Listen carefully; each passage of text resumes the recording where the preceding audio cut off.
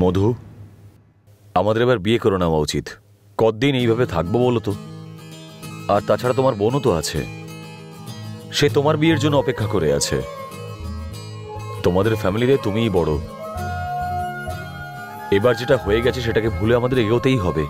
বিয়ে করে আমাদের নতুনভাবে শুরু করা উচিত। আমি যে কি করব আমি কিছুই বুঝতে পারছি না। আমার মন এখন চাইছে না যে আমি তোমায় বিয়ে করি। আমি তোমায় কতটা ভালোবাসি সেটা শুধু আমিই জানি, কিন্তু আমার পরিবারের সাথে যা যা হয়েছে তারপরে আমার কিছুই ভালো লাগছে না। তোমার বাবা বেঁচে নেই বলে তুমি আমাকে বিয়ে করবে না? হ্যাঁ, এটা আমারই ব্যাড লাক।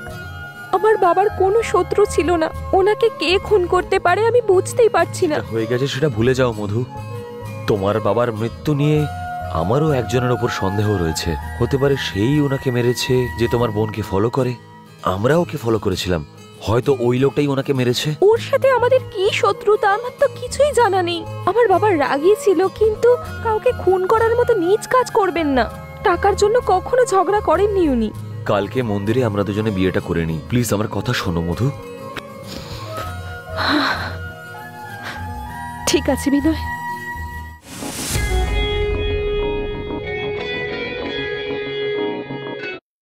ওয়েলকাম স্যার, আমি আপনাদের জন্য কি করতে পারি? আমার নাম বিনয় আর ওর নাম Madhu. She is my wife. Okay. আমার ভাই নিচে গাড়িতে রয়েছে, ও উপরে এলে আমার রুমে পাঠিয়ে দেবেন। ঠিক আছে।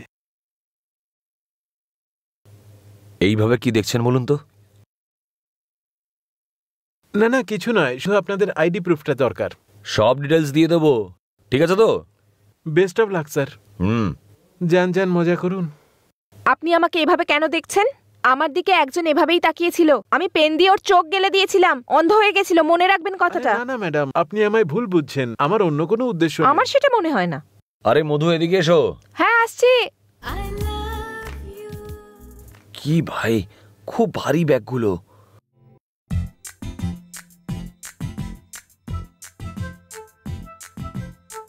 কি হলো আবার? ID proof sir. আরে বললাম তো দিচ্ছি। এখনই দিতে হবে স্যার। এই নাও। Thank you sir. হ্যাঁ, ওয়েলকাম।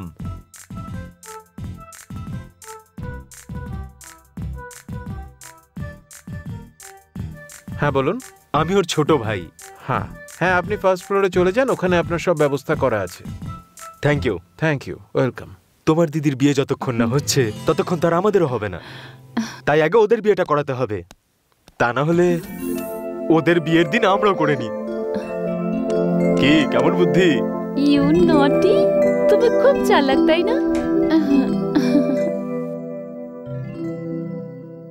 চলো না আজ একটা রোমান্টিক জায়গায় যাই আমরা। ওকে।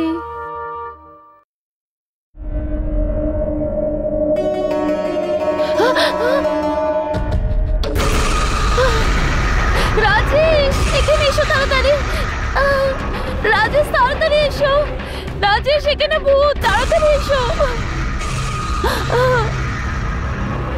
নিহারিকা, কি হয়েছে? কি হয়েছে নিহারিকা? ভূত। কোথায় কোথায়? না, আমার ভয় করছে। ওখানে ভূত আছে। আমি আছি তো, চলো। ওই দিকে দেখো। আরে চলো ভিতরে যাই আমরা। নিহারিকা, 1 মিনিট তুমি এখানেই দাঁড়াও। এখানে তো কেউ নেই, তুমি শুধু শুধু ভয় পাচ্ছ। চলো আমরা বরং বাইরে যাই। হ্যাঁ চলো।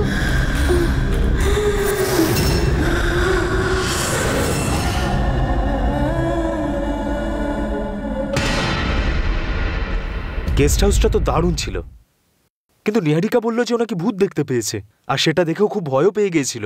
কি বললে? ভূত দেখেছে? সত্যি কথা বলছো? আমি সব জায়গায় খুঁজেছি, কিন্তু ওখানে তো আমি কাউকে দেখতে পেলাম না। এই সব বলে নিহারিকা সারা রাত ঘুমোয়নি, সারা রাত জেগে বসেছিল। ভাই, তুমি তো মা কালীর ভক্ত, তাহলে ভয় পাচ্ছ কেন?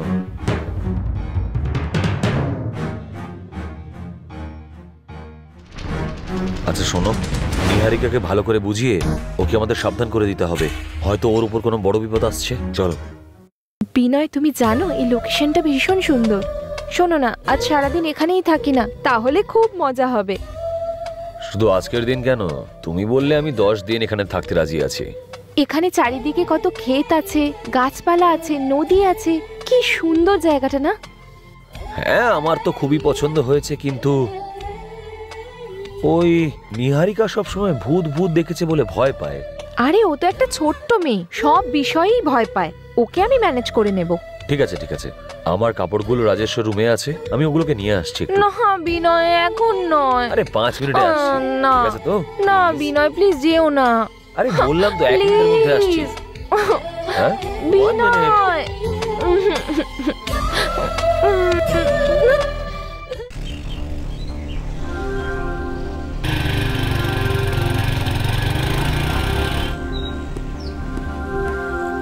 এই যে মিস্টার, নিহারিকাকে তুমিই ফলো করছো তাই না? তুমি ওকে ফলো করছো কেন? হ্যাঁ, আসলে আপনাকে একটা কথা বলতে চাই স্যার। অবিনাশ আর তার ছেলে কিভাবে মারা গেছে সেটাই আমি জানতে কিন্তু চাই। তার জন্য ফলো করছো কেন? আসলে ব্যাপারটা হলো হ্যাঁ হ্যালো স্যার। হ্যাঁ স্যার। আরে